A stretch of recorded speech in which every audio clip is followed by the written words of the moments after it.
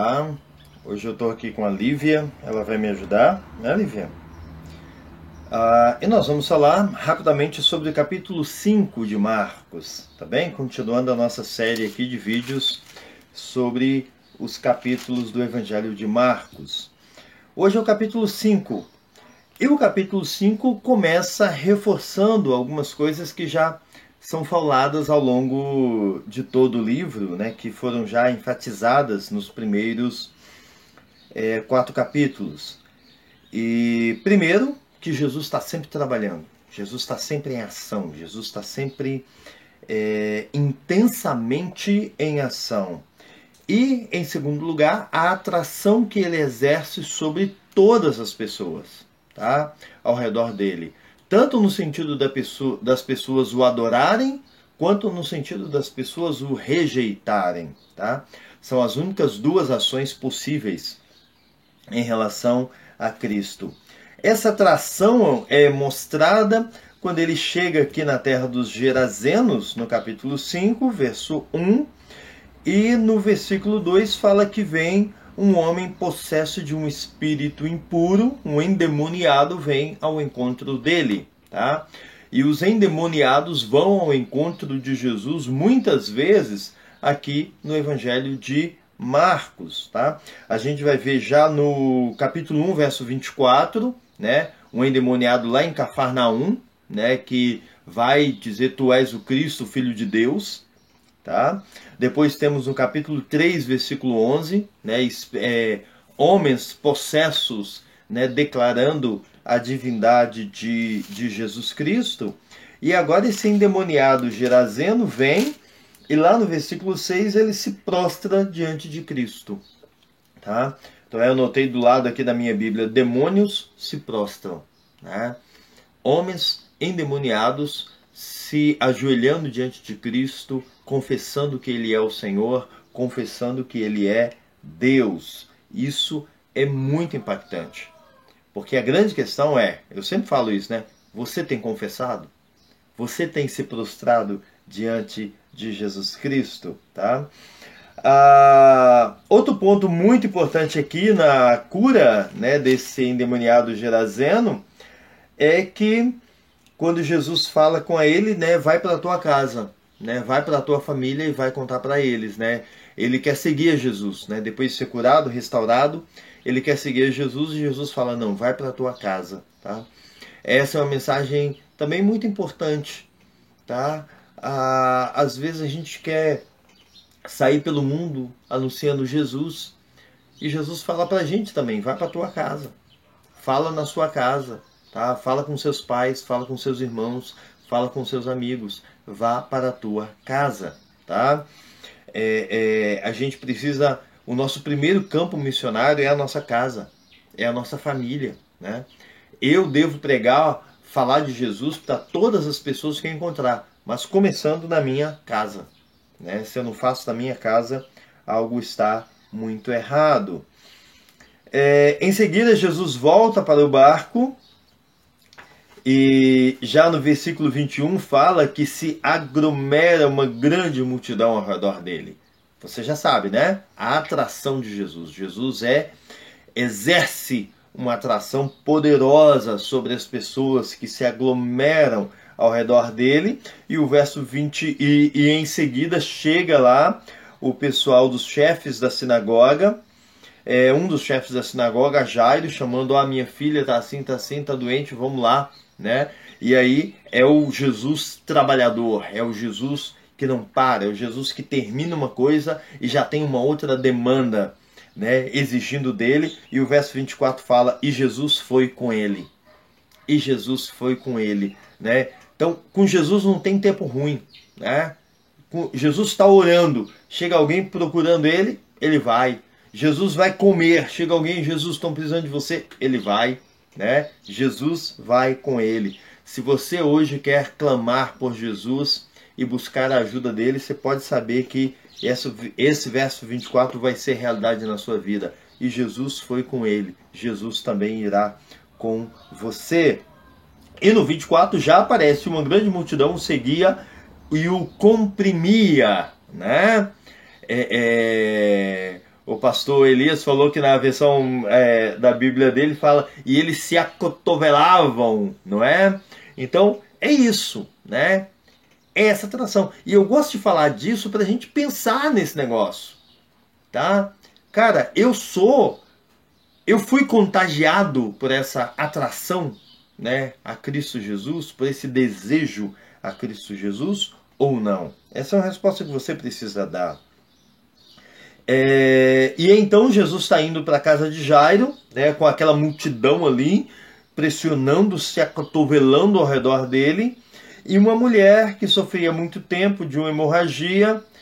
Verso 27, tendo ouvido a respeito de Jesus, veio por trás dele e o tocou. E eu anotei na margem da minha Bíblia, você também já ouviu a respeito de Jesus, e o que você fez? É interessante que o texto fala assim, tendo ouvido a respeito de Jesus. Você já ouviu a respeito de Jesus? Já. E o que você fez? Tem muitas pessoas que ouviram a respeito de Jesus, mas nunca deram um passo em direção a ele. Nunca buscaram a ajuda e a cura dele. Não é mesmo, Lívia? Né? Isso aí, a Lívia está concordando, tá? E aí, algo também muito importante é que essa mulher toca em Jesus e Jesus começa a olhar ao redor quem o tocou, né? E Jesus pergunta isso e os discípulos dizem, mestre, a multidão está te pressionando, está todo mundo te tocando, te empurrando e você está perguntando quem me tocou? É muito interessante, eu acho muito irado essas partes em que Jesus faz ou fala alguma coisa e a galera simplesmente não entende, tá?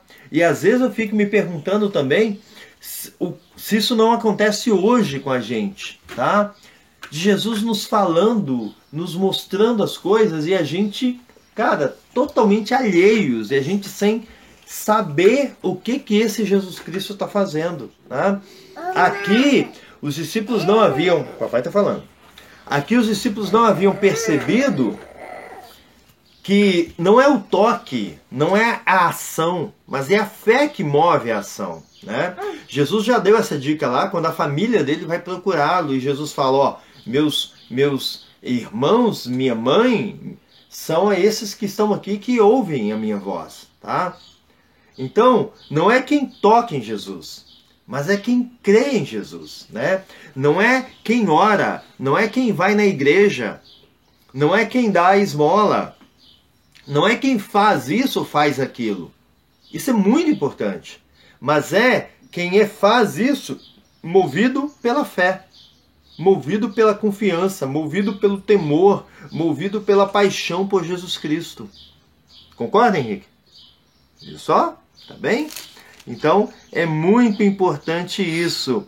E aí, a mulher é curada, e enquanto ele ainda falava, chegaram as pessoas, né? Reforçando aquela ideia, cara, Jesus não tem sossego, né? Enquanto ele ainda... Não é depois que ele falou, ele tomou um caldo de cana, e aí chegou o pessoal... Não, é enquanto ele está falando, o negócio já está acontecendo, né?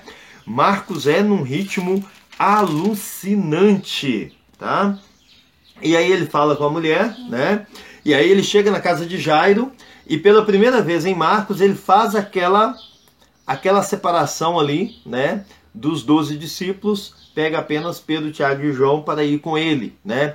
Fazendo ali um ciclo mais íntimo de discípulos, tá?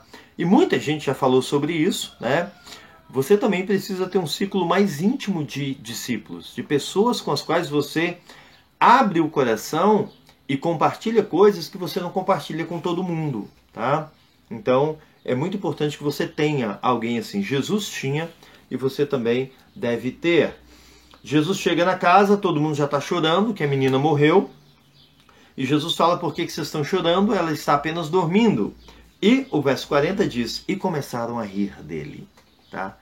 E começaram a rir dele. Jesus é aqui ridicularizado. E aí eu lembrei que Jesus já foi chamado de louco, né? E já foi chamado de possuído, de endemoniado. Tá bem? Ó, para aqui. O papai tá falando, silêncio. Tá? E agora ele é ridicularizado. A pergunta é, você tem medo disso? Tá? Se você é um discípulo de Jesus, você também vai ser chamado de louco, vai ser chamado de possuído e vai ser ridicularizado. Tá bem?